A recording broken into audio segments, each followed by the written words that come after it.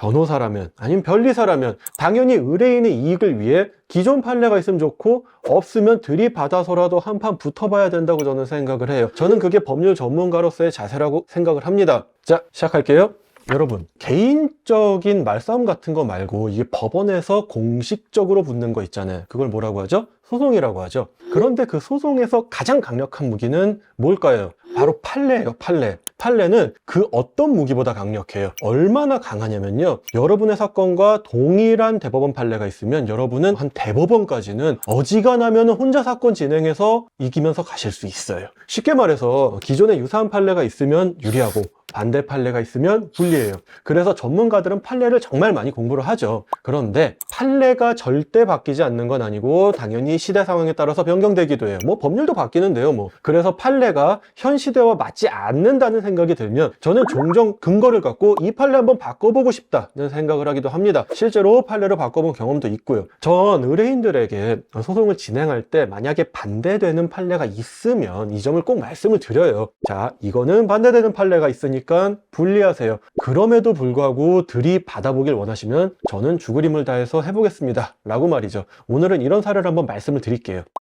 자, 사안 먼저 설명드릴게요. 제 의뢰인은 본인의 디자인을 등록해서 사용하던 등록 디자인권자였어요. 근데 이 의뢰인의 디자인과 거의 동일한 디자인이 이미 다른 사람에 의해서 먼저 등록이 되어 있어서 이 의뢰인의 디자인은 여지없이 죽을 판이었던 거예요. 그리고 디자인을 먼저 등록한 사람이랑 이미 특허 심판원에서 한번 붙었는데 처참히 지고 특허법원으로 오게 된 사건이었어요. 저는 의뢰인께 특허 심판에서 진 건 아쉽지만 특허법원 사건과는 별개로 선등록 디자인에 대해서 등록 무효 심판을 청구해서 죽이면 된다, 뭐 이런 얘기를 드렸는데 뭐 여러 가지 이유로 그렇게는 안 하시더라고요. 여하튼 의뢰인은 특허법원 재판만으로 뒤집기를 원하셔서 저는 진짜 고민을 많이 하다가 결국 권리남용이라는 걸 주장을 해보게 됐습니다. 여러분, 권리남용이 뭘까요? 말 그대로예요. 네 권리가 있는 건 맞는데 그거 남용하면 안 된다는 거예요. 참고로 권리는 있다고 마음대로 휘두를 수 있는 게 아니에요. 여튼 대법원은 과거에 이런 판결을 한 적이 있어요. 무효인 권리에 기초한 손해배상 청구는 권리의 남용에 해당한다는 판결이에요. 이게 무슨 말일까요? 조금 어렵죠. 그러니까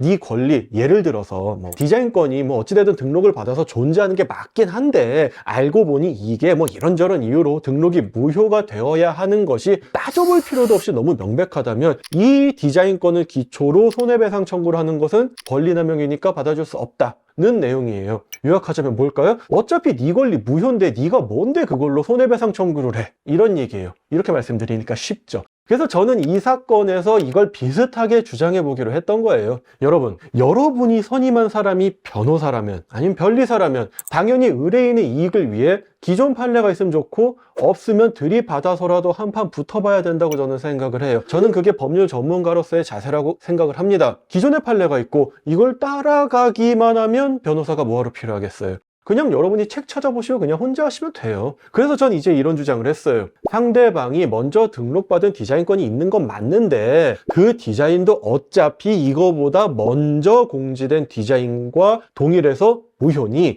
이거에 기초해서 우리 의뢰인의 디자인권을 공격하는 건 권리남용이다 라고 말이에요. 사실 앞에 얘기한 손해배상 사건을 이대로 적용하기에는 법리상 다소 무리는 있었어요. 하지만 저를 믿는 의뢰인을 위해 어떤 논리라도 만들고 필요하면 없는 판례라도 만들어야 하는 것이 변호사라는 직업이 갖는 의무라고 생각을 해요. 그래서 저는 판사님 앞에서 진짜로 이렇게 얘기를 했어요. 재판장님, 하늘 아래 동일한 사건 없고 대한민국 건국할 때부터 판례가 있었던 거 아닙니다. 지금 이 사건은 기존 판례로는 설명이 안 되고 새로운 법리를 검토해야 됩니다 라고 말이에요. 그 정도 얘기하니까 재판장님들이 고민을 하시더라고요. 기존에 없던 이론을 이 사건에 적용하는 것이 사실 판사님들 입장에서도 고민이 많이 되셨을 거예요. 자, 여러분, 디자인권 등록 무효 심판을 청구하기 위해서는 이해관계인일 것을 요구해요. 그런데 등록 무효 심판을 청구하려는 이해관계인이라는 지위 자체가 무효인 권리에 기인한다면 그건 권리남용이 아닌가? 라는 게 제 생각이 시작이었던 거예요. 그래서 끝까지 한판 붙어봤지만 결국 특허법원은 권리남용은 아니다 라고 판결을 선고했어요.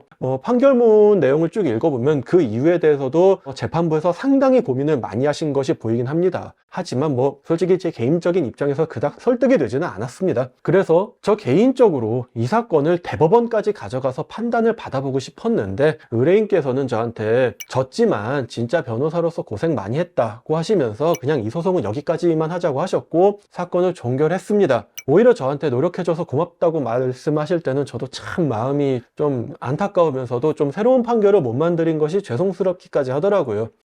참고로 이 사건 전체의 결론을 얘기하자면은 결국에 그 이후로 시간이 좀 지나서 상대방 등록 디자인 이게 무효가 됐어요. 다른 식으로 공격을 했거든요. 그래서 무효가 됐고 결국 의뢰인은 결론적으로는 이 디자인을 계속 사용할 수 있게 되었습니다. 끝! 여러분, 오늘은 제가 변호사로서 한번 들이받았던 사례를 얘기 드렸어요. 사실 법원 입장에서는 기존의 판례를 변경시킨다는 것이 절대 쉬운 일은 아니에요. 진짜 고민도 많이 되는 일일 것이고요. 그래서 어쩔 수 없이 소극적일 수밖에 없겠죠. 그래도 최선을 다해 들이받았고 의뢰인으로부터 오히려 최선을 다해서 감사하다 는 얘기를 들을 수 있었습니다. 저는 앞으로도 모든 사건을 이런 태도로 임하려고 합니다. 오늘 드리는 이 영상이 여러분의 사업의 날개가 되어드기를 바라면서 다음 영상에서는 더욱 다양하고 재미있는 주제로 돌아오도록 하겠습니다. 감사합니다.